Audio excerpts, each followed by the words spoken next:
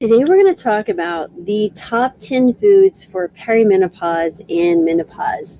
And welcome to my channel. If you're new to this social media channel, I'm Dr. Laurie Marbas, and I'm a board-certified family and lifestyle medicine physician who specializes not only in plant-based nutrition, but also helping people reverse and reduce medications and many times reverse chronic diseases like type 2 diabetes, hypertension, high cholesterol, and those things. As of note, I have recently going through this perimenopause menopausal thing. I'll be 54 in October, and it has definitely spurred some interest in me to go deeper into the science for the last year or two, and I'm really excited to share more information about this to an audience that may already be looking to be healthy, but especially going through this transition, which can be so challenging, even if you think you're doing everything right. Like myself, I understand. So let's jump into my notes real quick. And by the way, if you haven't subscribed, please do so. And I so appreciate everyone is sharing this video, or wherever you might be watching me, share this with someone who you think that might benefit from learning more about how to find health in just everyday habits and activities. So let's jump right in. So remember, perimenopause and menopause really have all these crazy hormonal changes. They can lead to all sorts of symptoms like hot flashes, mood swings, joint pain, weight gain, loss of bone density, all these things. So what we're going to focus in on is a diet that's rich in specific plant foods that really can help manage some of these symptoms. Now, it may not always be enough, but it certainly will help. And I'll get to that personal story here in a minute. But first, let's talk about soy products. Yesterday, I did a video all about the benefits of soy and why you should probably walk away from someone who says, oh, you shouldn't eat soy because it'll make you have, man boobs if you're a male, or it can cause cancer. That's just not, the evidence doesn't hold that out. So check that other video out if you're so interested. But let's talk about soy products, right? So first of all, there's physiologic benefits. We're going to talk about those, and then a little bit about the evidence behind it. So soy contains things called isoflavones, right? These are called phytoestrogens that mimic estrogen in the body, helping to kind of balance hormone and reduce menopausal symptoms. Now, the important thing to note here about these soy and phytoestrogens, they are 1,000 times less potent as your natural estrogens. So there's different estrogen receptors in different tissues, and sometimes they can be very what we call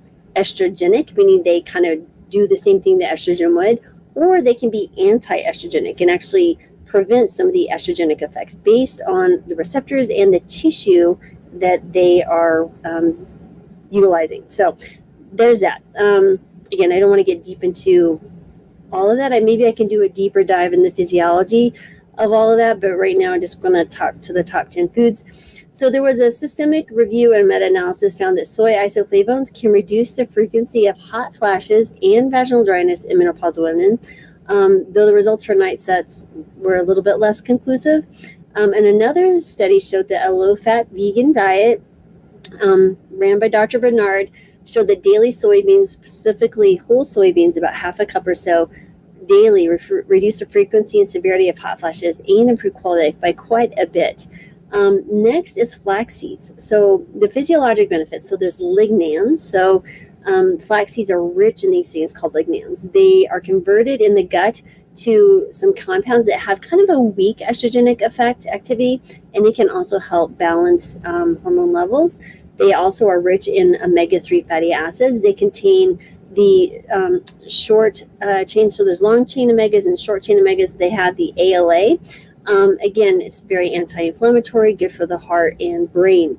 So what is the scientific evidence? So when you look at this, there was some flax seed supplementation have been shown to improve menopausal symptoms. There was a study that reported consuming flax seed experienced a greater reduction in hot flash and it improved overall quality of life.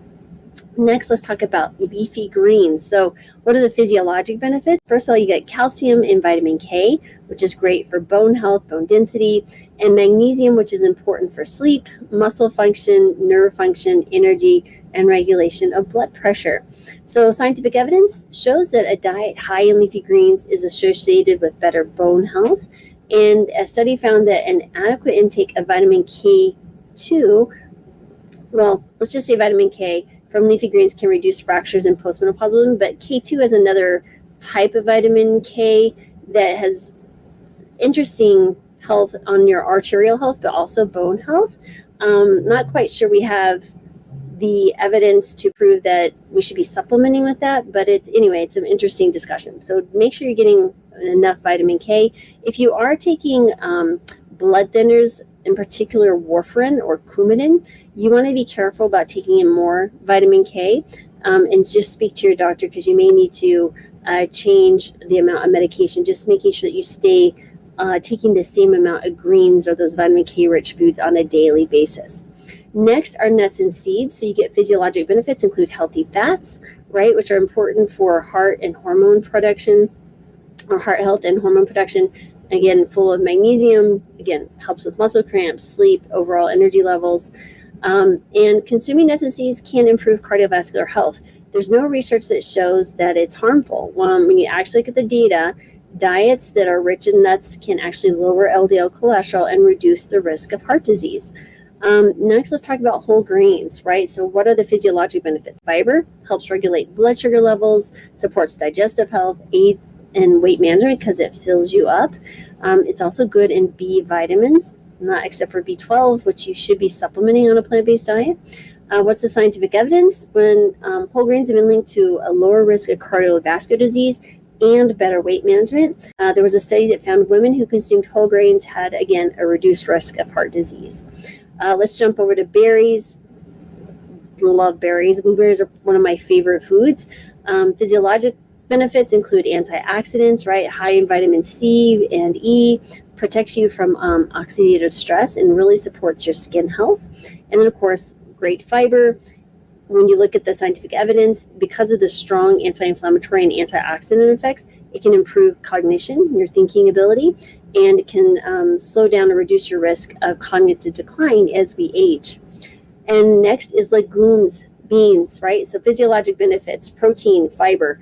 We need to be managing our protein as we get older, at least hitting a gram per kilogram of body weight, healthy body weight, I should say, or ideal body weight. That will also help maintain muscle mass, which is your is your metabolic furnace. It also helps with decreasing the risk of sarcopenia, which is the loss of muscle mass as we age. And then beans are also a great source of iron, which is very, very important. So when you have regular consumption of legumes, it's associated with a lower weight and reduced risk of what we call metabolic syndrome, which can lead to prediabetes, diabetes, things like that.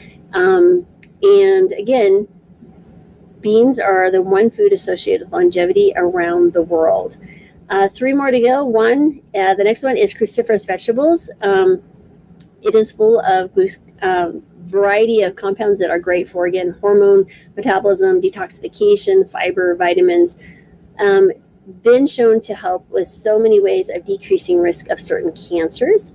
Next is avocados. Again, you have the monounsaturated fats, which are great for heart health and hormone, great sources of potassium and fiber, and makes things, recipes just taste very creamy and delicious. So you want to check that out. Well, definitely can improve your lipid profiles. And finally, just kind of rushing through, it's been a little bit longer video here. Next is herbal teas, right? So the herbal teas have phytochemicals, which can really help symptoms like insomnia, digestive issues, and just, of course, maintaining hydration is so important. So the particular herbal teas that I'd recommend are red clover and chamomile. They can alleviate some menopausal symptoms. And a study found that red clover isoflavones reduce the frequency and severity of hot flashes in menopausal women. So really, you want to incorporate those meals into your diet. Just rotate them out. It doesn't mean you have to have all of them every day, but maybe try to reach all of those in a weekly basis, and you may see some improvement in some of your symptoms.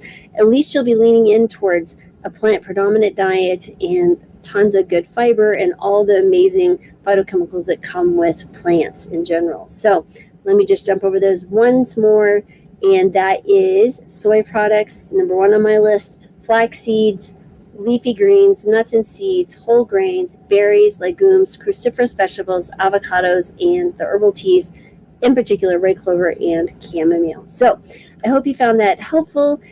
Just try to wrap this up quickly because I know you guys are busy in the middle of the day, but again, I want to say thank you for being here and sending you joy, love, peace, and gratitude. and healing above all, because we all need more of that in our lives. So have a beautiful day, everyone, and blessings. Stay cool. It's warm out there, and we'll see you next time.